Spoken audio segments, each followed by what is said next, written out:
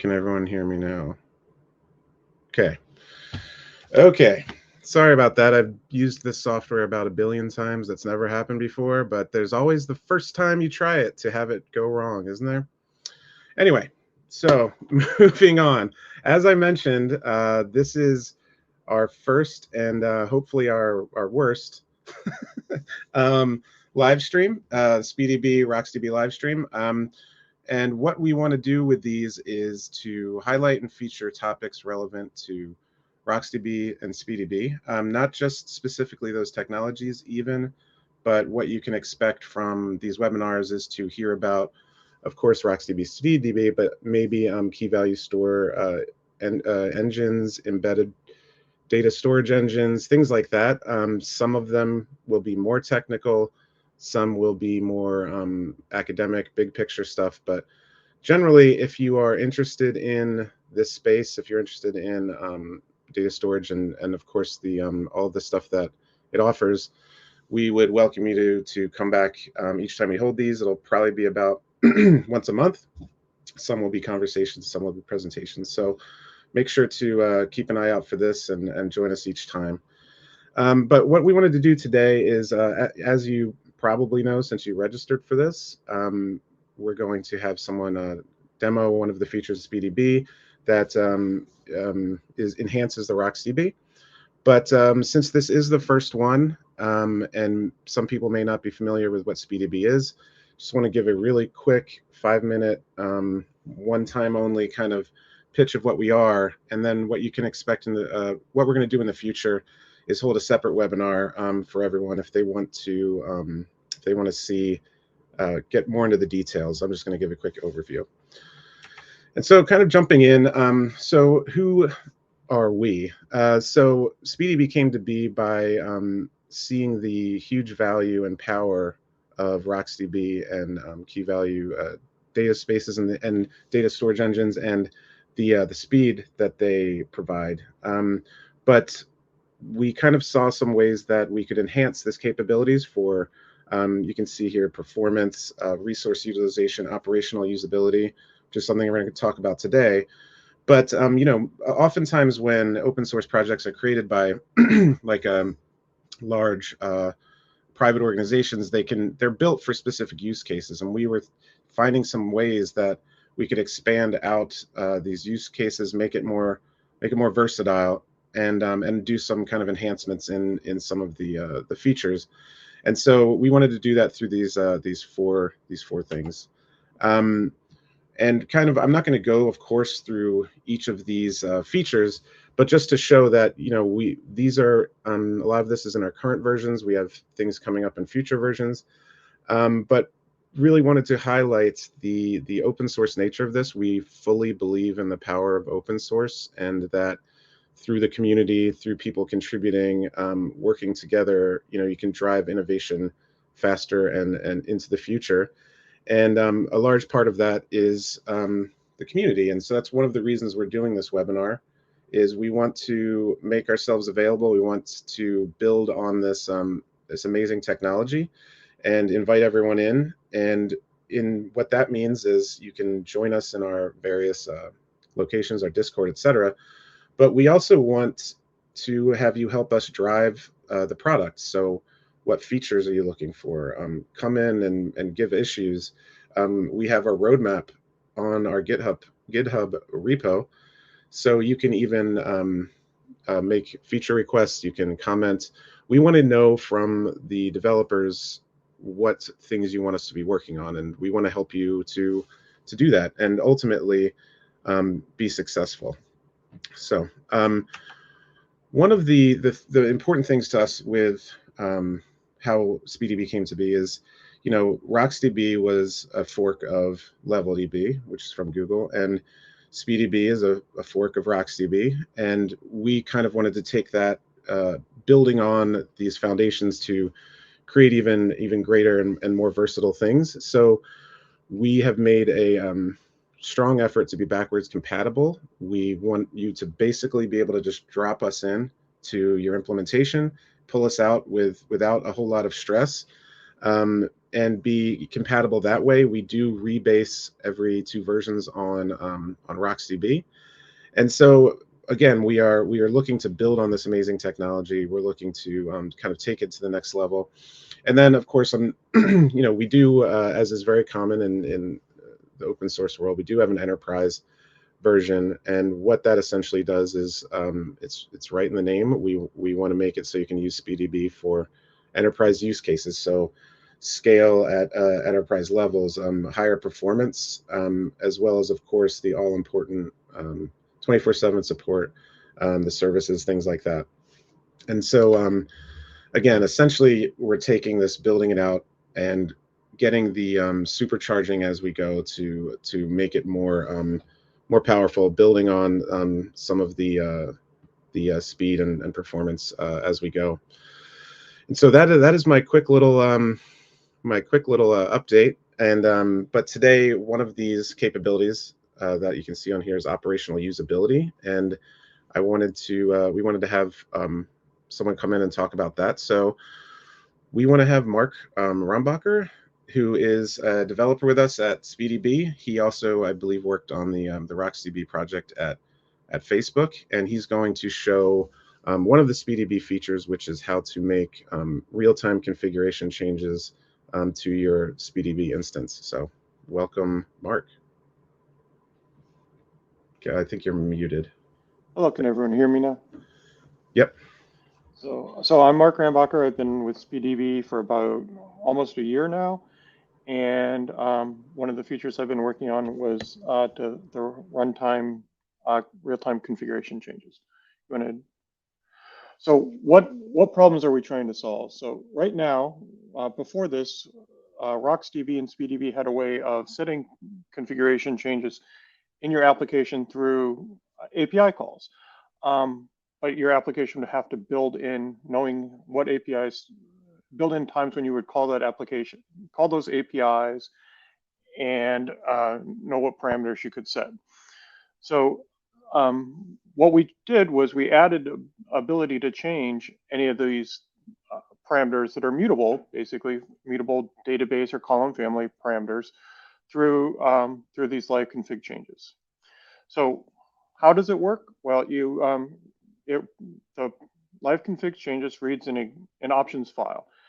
It looks very, very similar to the existing options file. It just contains the options you want to change that are mutable. There's a task that runs in the background.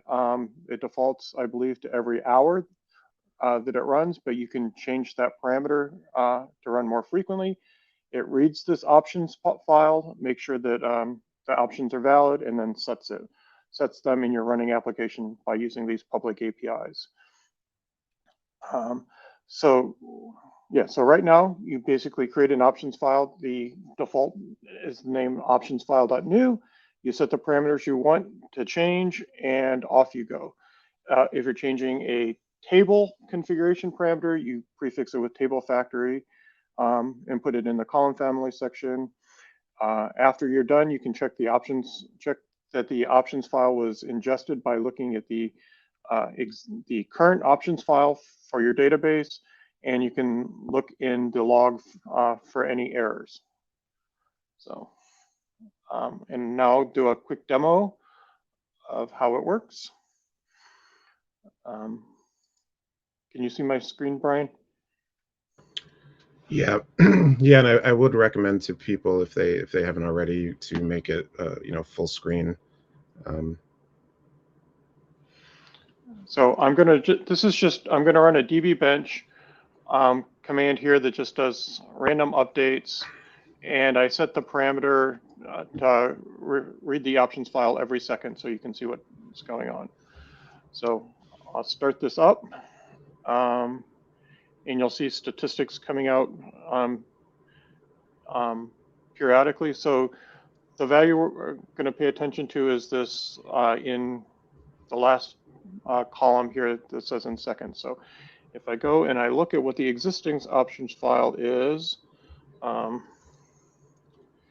I'm going to change a couple of the options. I'm going to change the write buffer size and the block size. So if we look at what it currently is,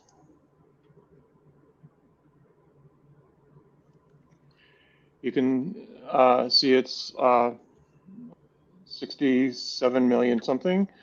And then if we look at the block size, you'll see that it's 4K.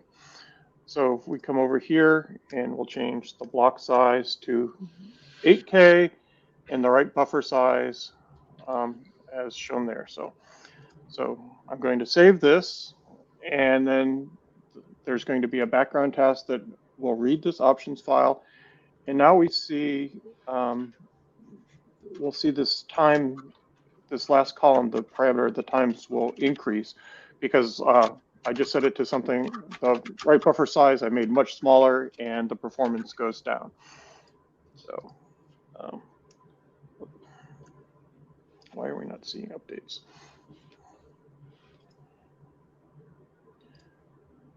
So you can see the times got much larger here. And then if I come over here and I look at a new options file,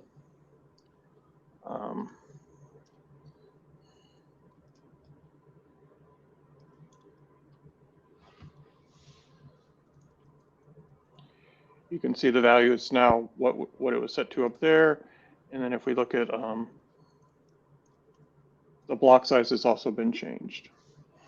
And then we can just go and change them back if we want.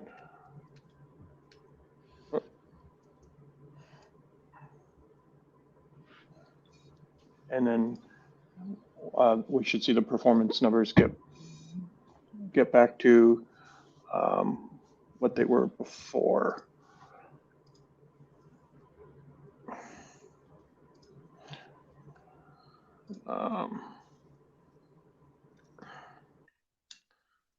So if we look now,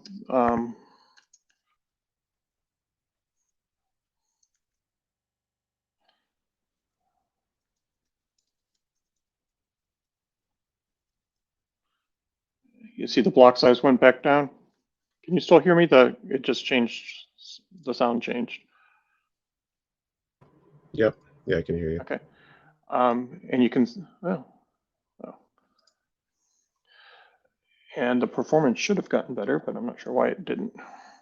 So I just picked the right buffer size because it is something that was actually, yeah, you can see the value went changed. So something must be going on my machine that I don't know about that's making these slower than they typically were. So, so you can change any parameter through this by writing this. This is just an abbreviated options file. We didn't set any of the DB options. We just set 2 column family options here.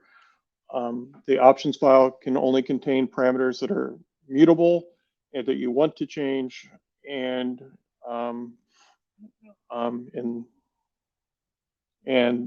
those values will be picked up. So you want to go back to the slides?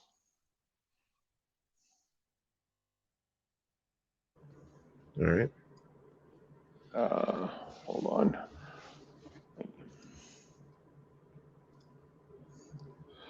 So what are the next steps in this process? Well, right now, it's not integrated with DB Stress. So we'd like to integrate it with the DB Stress tool to make sure that it doesn't introduce any issues. We'd like to create a configuration tool so that you don't have to actually manually edit the options file, that we can actually read and write those for you. There's the talk of supporting different options files formats, such as JSON rather than this what looks like a Windows INI file. And it'd be nice to loosen the restrictions on some of the options files format and content, so that if you actually had options in there like that were immutable, that weren't being changed, we could just ignore those new values rather than giving you an error and rejecting it. And then we're open to the community for what features you would like to see or in such a feature. Another potential is to there's a lot of parameters that are mutable, and there's another set that cannot be changed. And if there's some that are important to change, we can look to see if we could make those mutable going forward, and how we could change those dynamically through this means. So that's all I have, Brian. Back to you. Great, thanks. So yeah, I wanted to open up some questions. We don't currently have any questions. I may have scared off some people with the initial problems we had. But no, I mean, I think that was a really good overview of one of the features, and I could see, of course, valuable it is. Would you? So I think that's about it. I'm just waiting to see if there's any other questions coming in. But yeah, one thing again to highlight, actually, especially with the this live stream itself, is not only do we want to hear from you in terms of features, if you would like to be on this live stream, if you worked on a project with RocksDB that you think is particularly interesting, a particular use case, there's a variety of different ways that RocksDB and SpeedyB can be implemented. And so if you've done something, created a project, we definitely want to hear from you, and we could talk to you on here. You could show off your work. You could get yourself out there. So definitely open to the community as a whole. So we do, I believe, have a sort of question. Let's see, from LinkedIn. So Mark, he's asking to see if we could start with some use case. Is this a question that is directed? I'm not sure if this is directed towards this particular feature or what, but. So there's a lot. So for the use cases for this feature, right before in RocksDB, the only way to change the parameters that you're using is to either use the set options APIs in your application, or to restart your database. Restarting your database tends to be rather well. It's going to cause you downtime issues and things like that. So this allows you to dynamically change those parameters without restarting. So that's the main use case, is to be able to change things on the fly without restarting and without knowing necessarily what you wanted to change to begin with. If you were doing it through the API model, you would have to know what all the parameters are and program your code to do this. This is an alternative means of addressing some of those concerns. In the future, we'd like to be able to have a web page that we could view your parameters for your database and push out suggestions on what you could change based on how your application's performing. So we could make recommendations that way. So this is like stage one of a multi-stage process that we could take going forward.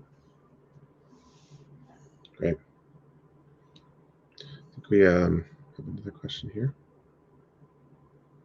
So we have a question. Very nice feature. Can you summarize the parameters that were immutable that you have made mutable? And can you also outline the next obvious immutable parameters on your to-do list to make mutable? So in this, we actually haven't changed any parameters from immutable to mutable. There are a lot of parameters around the table properties specifically that I could see that you want to change. Like block size is just one that can be changed. There's a lot of other parameters. If you go through the RocksDB PRs, there's several parameters that people have asked to have changed. The question is just what happens on the running application if you try and change that. So the parameters really need to be visited one by one to see what the ramifications are for changing them and how it would work. If you have suggestions on things that you would like to see be made mutable, we'd love to hear them. I know some of the ones that have been come up are a ways to. So the one thing that you can't change through this mechanism is things surrounding your cache size and the cache configuration. So those are things that I would say are on the to-do list to be able to change and report on the cache. Cool. Makes sense. Yeah, so thanks for submitting those questions. We can just wait for another couple seconds, see if anyone else has anything they'd like to ask. But to not to jump ahead, but that last question was asked by a person that we're going to be having in a future webinar, named Neve Diane, and so talk about that in a second. But it was a nice little preview. So yeah, I don't think we have any other questions, but I will say I know that these live streams will of course be out on LinkedIn. You don't have to watch them as they stream; you can see them later. So anyone who's watching this in the future, feel free to ask a question here, or I'll mention later how to get in touch with us. But we'll answer any questions that you have, of course. Brian, So I'd like to again, add that I yeah, believe should be full documentation on these features, all the features as we develop them on the website through the documentation pages. for sure. Yeah, so of course, go to our site, check out our documentation, and I will mention in a minute other ways to get in touch with us. But I do want to plug right now that our next webinar is going to be on live stream is going to be on April 20th. And as mentioned before, it's going to be with Niv Diane, who is a person currently the assistant professor at University of Toronto, but somebody who has done a lot of research in this area.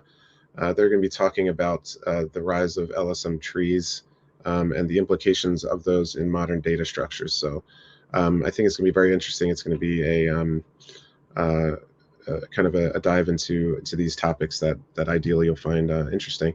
So make sure to join us for that. And of course, also keep an eye on our LinkedIn page, because we'll be having other webinars that are separate from this kind of web stream series that you can check out if you're more interested in SpeedyB in particular. So ways to get in touch with us. As we mentioned before, one of our huge emphasis is around the community. And so there's QR codes you can scan here to easily get to our Discord or GitHub repo. You can also, of course, go to the community page and find all the different ways to talk to us. This has our documentation. And reach out to me directly for anything you need, Brian at SpeedyB.io. And again, we're looking for people that might want to talk on these live streams. Anyone wants to know about SpeedyB, of course. But we really look forward to seeing you in the community, and hope that you join us in future live streams. So thanks again, Mark, for presenting, and we will see all of you in the future.